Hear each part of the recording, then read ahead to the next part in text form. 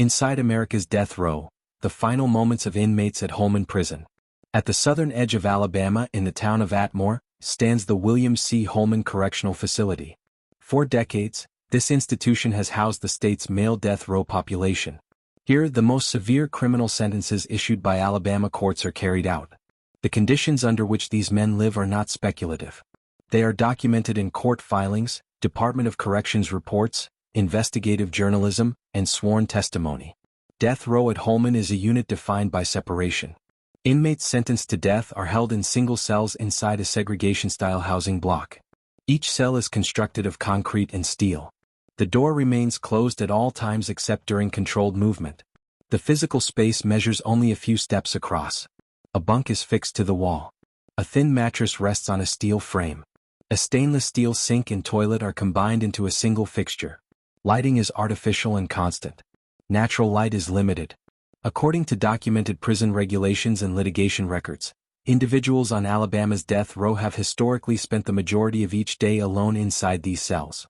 Out-of-cell time is limited and structured. Exercise, when permitted, takes place in a small, enclosed yard, often a concrete space bordered by high fencing. Movement requires restraints and officer supervision. Meals are passed through a slot in the door. Conversations occur through steel and concrete. This is not an unusual arrangement in the United States. It mirrors segregation-based death row housing used in multiple states. But at Holman, these conditions have been the subject of repeated federal scrutiny. In legal challenges filed over the years, incarcerated men described prolonged isolation, minimal social interaction, and the psychological strain of waiting under a sentence that carries no release date. The courts have reviewed these claims through constitutional standards governing cruel and unusual punishment. Judges have examined whether the physical conditions, duration of confinement, and procedural safeguards meet legal thresholds. In published opinions, the reality of long-term isolation is acknowledged as an inherent feature of death row housing in Alabama. The structure of time inside this unit is rigid. Wake-up times are fixed. Count procedures occur multiple times daily. Correctional officers move methodically down the range, confirming presence and compliance. Every action is logged. Every movement is recorded. In this environment, autonomy narrows. Clothing is issued. Personal property is limited by policy. Visits occur behind barriers. Phone access is regulated. Mail is inspected. The system is designed for control and containment. For the men inside, the sentence is not only a legal judgment. It is a condition of indefinite waiting. Alabama has historically maintained one of the highest per capita death sentencing rates in the United States. Executions have taken place at Holman since the resumption of capital punishment in 1976 following the Supreme Court's decision in Gregg v. Georgia. That ruling reinstated the death penalty under revised statutory frameworks nationwide. Since then, dozens of executions have been carried out inside this facility. The execution chamber itself is separate from the housing unit. But the psychological proximity remains constant. Every man on death row understands the function of this prison beyond confinement. Documented accounts from attorneys, clergy members, and former corrections staff describe the atmosphere of the unit as controlled but tense in the days leading to a scheduled execution. Routine continues. Counts continue. Meals continue. Yet the timeline for one individual becomes specific. Court appeals narrow. Deadlines are set. In recent years, Alabama has faced national attention over its execution procedures, including complications during lethal injection attempts. Media investigations and official reviews have examined protocol adherence, for access difficulties, and administrative pauses. These events are part of the public record. They have intensified scrutiny of how executions are carried out and how inmates experience the final stages of their confinement. But long before an execution date is scheduled, the defining characteristic of death row at Holman is time. Years pass inside the same cell.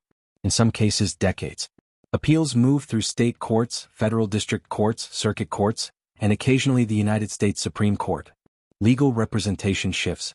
Arguments focus on procedural errors, ineffective counsel, constitutional interpretation, or evidentiary review. While those processes unfold, daily life remains structurally unchanged. Isolation continues. Academic research on long-term solitary confinement, cited in federal litigation across multiple states, has documented elevated risks of anxiety, depression, sleep disruption, and cognitive decline among prisoners held in extreme isolation. Courts have acknowledged these findings. Correctional administrators balance those concerns against security policy. At Holman, death row housing remains separate from the general prison population. This separation defines existence inside the unit. Sound carries differently in a segregation block. Footsteps echo along the tier. Metal doors close with mechanical finality. Human interaction is filtered through policy. The cell does not open freely. It opens only by procedure. For some, faith becomes structured routine.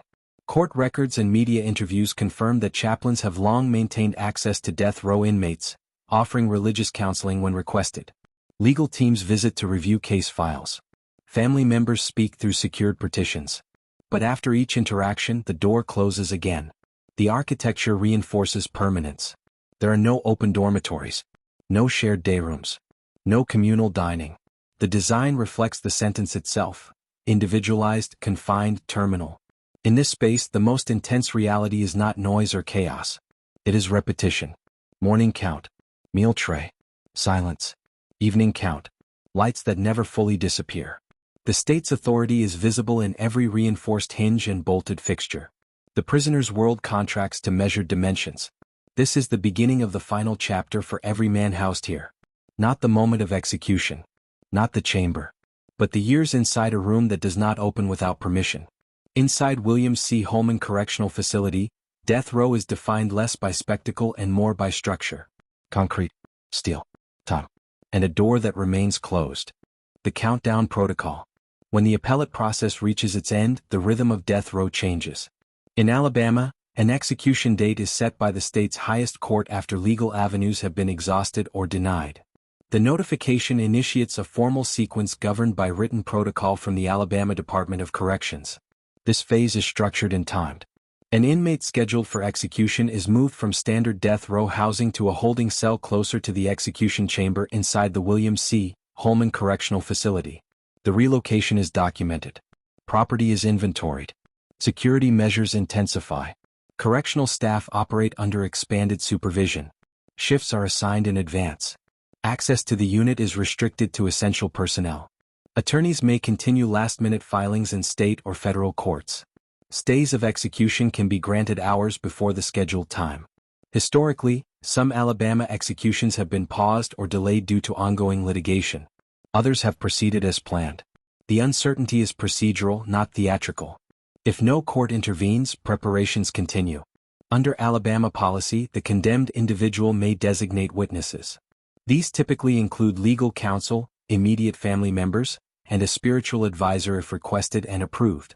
Media witnesses are selected from a pool of credentialed journalists. Their presence is governed by written guidelines. They observe from a separate viewing area behind reinforced glass. Inside the chamber, the equipment is fixed and standardized. Alabama previously used the electric chair as its primary execution method. Since 2002, lethal injection has been the default, though state law has allowed inmates to elect alternative methods within designated time frames. In 2018, Alabama authorized nitrogen hypoxia as an additional method. In 2024, the state carried out its first execution using nitrogen gas following prior unsuccessful lethal injection attempts that had drawn national attention and temporary review. These events were reported in court records and covered extensively by national media. The execution chamber itself is not large. The gurney is positioned centrally. Restraints secure the arms, legs, and torso. Medical personnel are present to establish intravenous access in lethal injection cases, or to oversee the procedure under nitrogen hypoxia protocol. Officials from the Department of Corrections read the death warrant aloud. This is part of the formal process. The language is precise, referencing the court, the conviction, and the sentence. The inmate may be offered an opportunity to make a final statement. Some decline. Others speak briefly. Statements, when given, are recorded by attending media witnesses and become part of the public record. No dialogue is exchanged beyond what procedure allows. The room remains controlled. Time is tracked carefully. When lethal injection is used, a sequence of drugs is administered according to the state's established protocol. The specific drugs and suppliers have been subject to legal disputes and confidentiality provisions, a matter addressed in litigation over the past decade. Under nitrogen hypoxia, a mask delivers pure nitrogen intended to deprive the body of oxygen. State officials have stated that the method is designed to induce unconsciousness followed by death. Witness accounts from Alabama's first nitrogen execution described visible physical reactions that were later examined in public reporting and official statements. After the procedure begins, observation continues until medical personnel determine that death has occurred. An official time of death is recorded.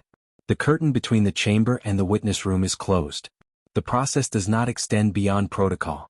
Outside the facility, protesters and supporters may gather along public roads. This has occurred during numerous executions at Holman over the decades.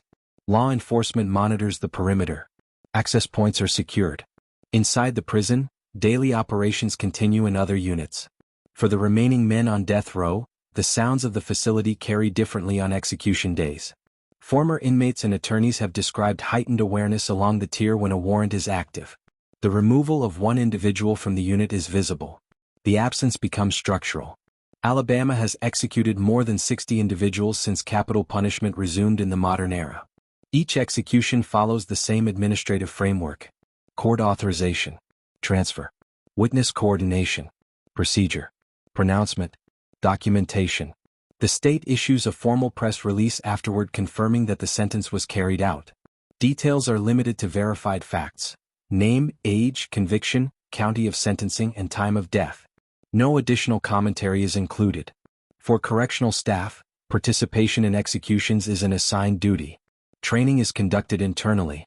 Policies outline conduct, confidentiality, and reporting requirements. Some officers have spoken in interviews about the emotional weight of these assignments. Others have declined public comment. There is no public ceremony. No extended statement from officials beyond procedural confirmation. The chamber returns to stillness. Equipment is inspected. Documentation is finalized. In the holding cell previously occupied, the bed is empty. On the death row tier, counts continue. Meal trays pass through slots in steel doors. Appeals remain active for others. The structure resets. At William C. Holman Correctional Facility, the final moments are not defined by spectacle. They are defined by sequence: authorization, preparation, witness, procedure, record, then silence. The system proceeds as designed, and the waiting resumes for those who remain. Years in a measured space. Long before an execution date is set, life on Alabama's death row is defined by repetition. At the William C. Holman Correctional Facility, men sentenced to death live in a form of administrative segregation that separates them from the general prison population. The separation is structural.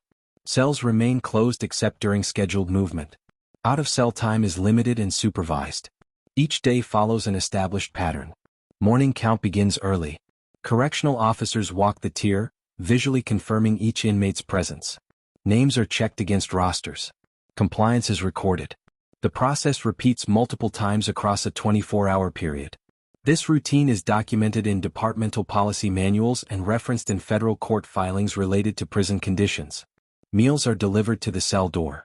A tray passes through a narrow slot. Contact is brief. Conversation, if any, is minimal and monitored. The physical environment changes little over time. Concrete walls show wear from humidity. Fluorescent lighting remains constant. Noise is intermittent: footsteps, keys, distant doors closing.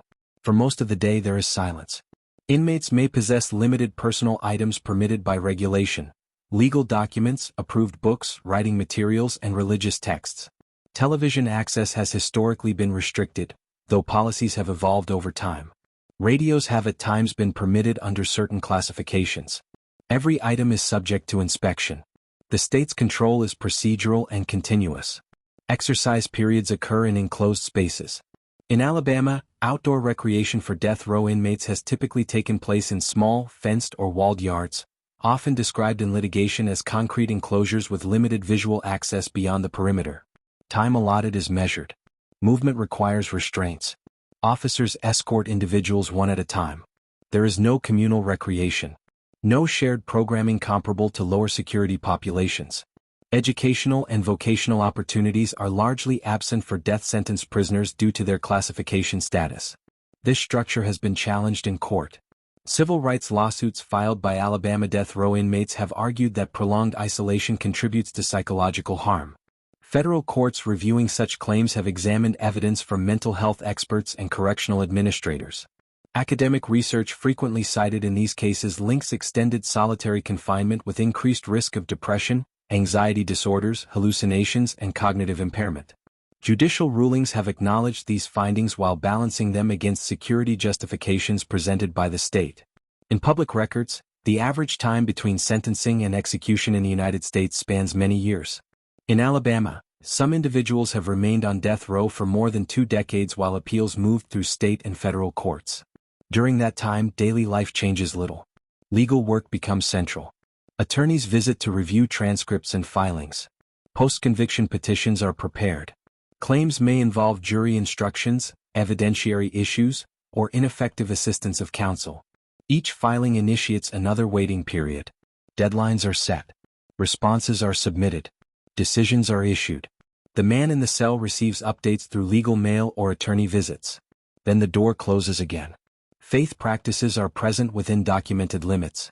Chaplains employed or approved by the Alabama Department of Corrections make rounds. Requests for prayer, scripture, or pastoral counseling are processed through formal channels. In some recorded interviews, formerly incarcerated individuals have described structuring their days around reading, writing, or religious study as a means of maintaining stability. These accounts appear in investigative journalism and sworn declarations. There is no uniform coping method.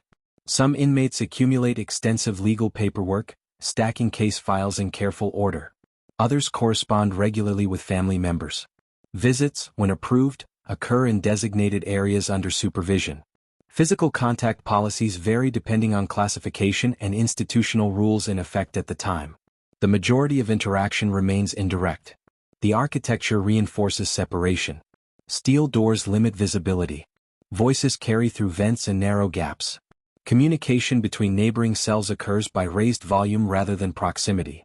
Former inmates have described learning the rhythms of the tier, when officers approach, when counts occur, when mail is distributed. Time becomes segmented by institutional markers rather than personal choice. The loss of autonomy is procedural rather than dramatic. Clothing is issued. Haircuts occur on schedule. Medical appointments require escort and restraints. Even minor requests move through written forms. Every response is filtered through policy. When disciplinary infractions occur, privileges can be further reduced. These processes are documented in internal regulations and have been reviewed in federal oversight cases examining Alabama's prison system more broadly. Holman itself has faced scrutiny for overcrowding and infrastructure issues in other units, matters detailed in Department of Justice investigations into state prison conditions. Death row, while separate, exists within that broader institutional context. For the men confined there, the passage of time is measurable but slow. Calendars mark court dates.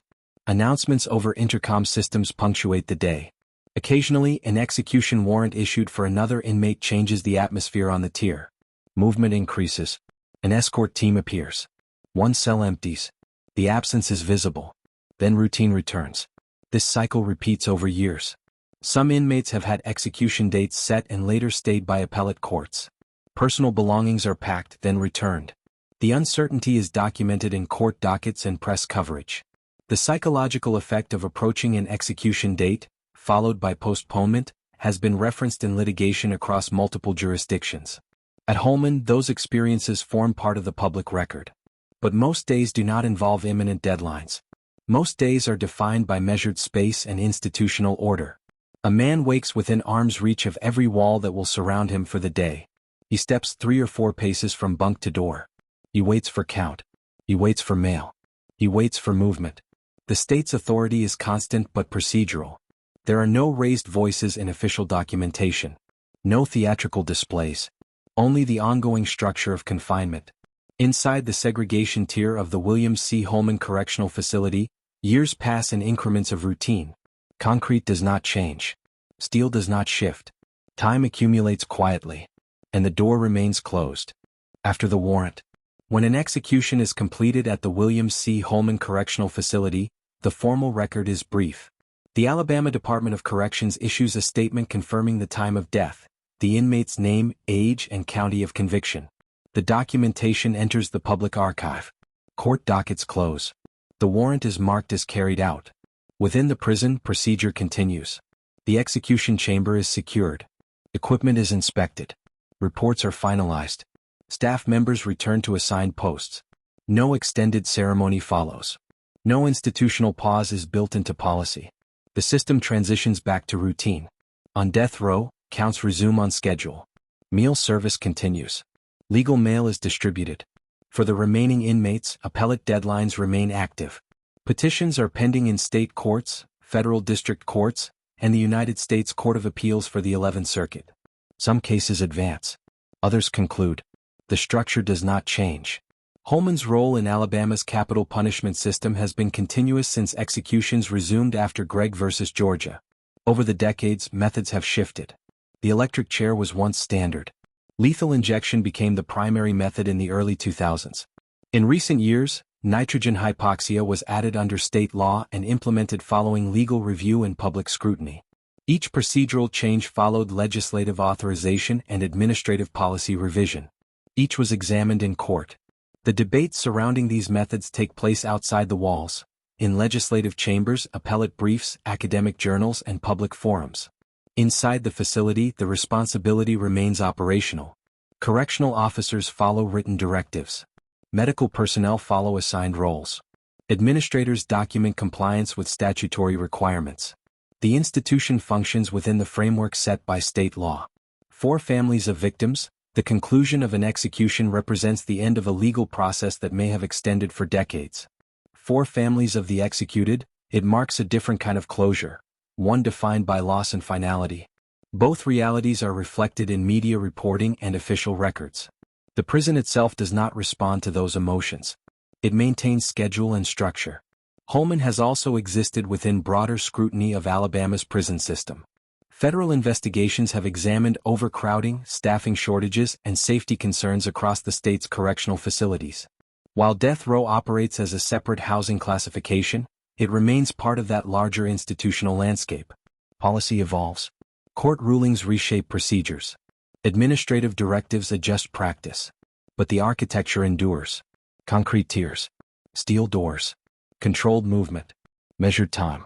For the men still housed on Alabama's death row, the defining condition remains waiting. Waiting for a court decision.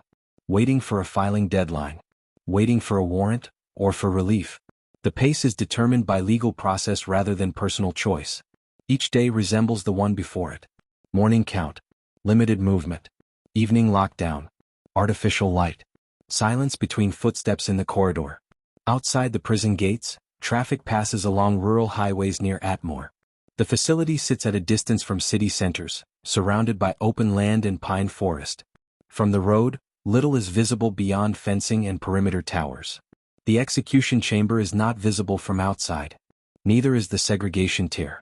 Their presence is administrative, not architectural spectacle. Capital punishment in Alabama continues under statutory authority.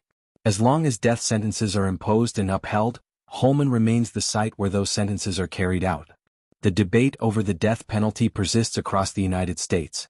Some states have abolished it. Others maintain it. Alabama remains among those that enforce it. Inside this facility, enforcement is procedural. No rhetoric enters the chamber. No commentary is added to the warrant. Only the written order of the court. And its implementation. When the chamber lights are turned off for the night, the prison does not empty. Men remain in their cells. Appeals continue. Counts proceed. The door stays closed. If you found this examination valuable, you are invited to engage thoughtfully. Your perspective matters in discussions about incarceration policy and institutional reality. You may share your reflections, continue the conversation, and follow this work for further documented examinations of prison systems. The record remains open, and the structure continues.